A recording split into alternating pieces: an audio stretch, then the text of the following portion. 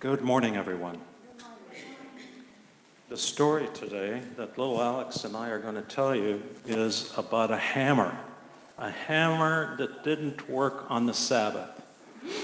A hammer that didn't work on the Sabbath. And, you know, little Alex and I read this story in this book that is available in our library for children.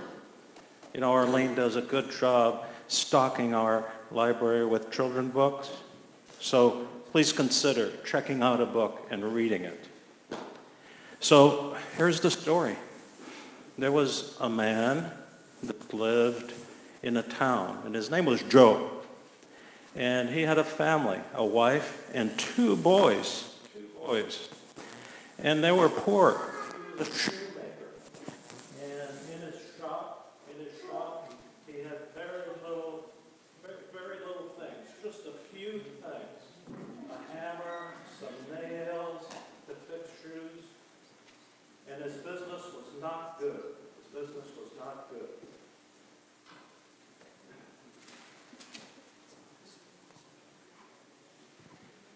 One of these days we'll get the sound system working properly. Business was not good for the shoemaker. He was poor. His family had very little to eat. But in his shop, he had something else. What was it, Alex? He had a radio. And one day he was switching through channels, and he found one that interested him. And it was called The Voice of Prophecy. So he found this channel, and he listened to this program, The Voice of Prophecy, and every day he listened to this program, and he learned a lot of things. And a lot of things about the Bible, about God, about truths. And one day, a Bible worker came to his shop, and he said, I understand you've been listening to this program, and I have some Bible studies for you. And the man said, let me look at these Bible studies. And he looked through them, and he said, I know all of these. I heard them on the radio, so I know them all. And the Bible worker said, but, you know, it's the Sabbath. And you heard about the Sabbath, and you keep your shop open during the Sabbath. And the shoemaker said, what did the shoemaker say? Well, he said he couldn't afford to just close his shop because he couldn't miss an opportunity. So the shoemaker said, look, I'm poor. I'm barely making it. I can't close the shop today. I want to have enough money to buy food for my kids. So the Bible worker said, but if God sent you a sign about the Sabbath, would you then close your shop on the Sabbath? And the shoemaker said yes. So the shoemaker came to work on the next Sabbath. And what happened, Alex? So he looked everywhere, couldn't find his hammer.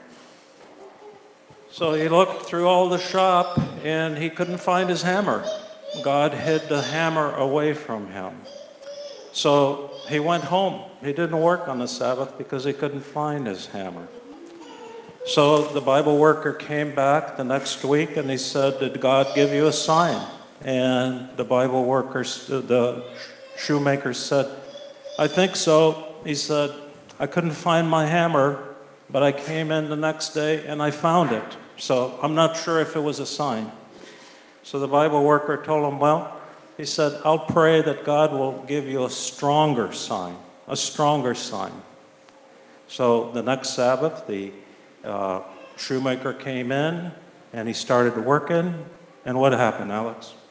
So he got the first part of it in, but then on the second part, the top of it cracked and flew off. The metal piece.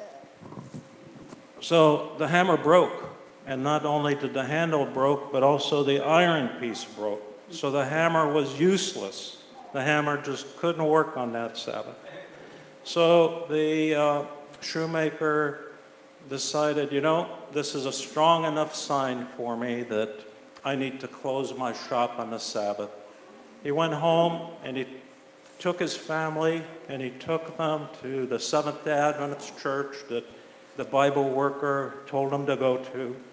And the people there at that church welcomed the shoemaker, the two boys and his wife. And the children went to the Sabbath school. The adults went to the Sabbath school. They listened to the sermon.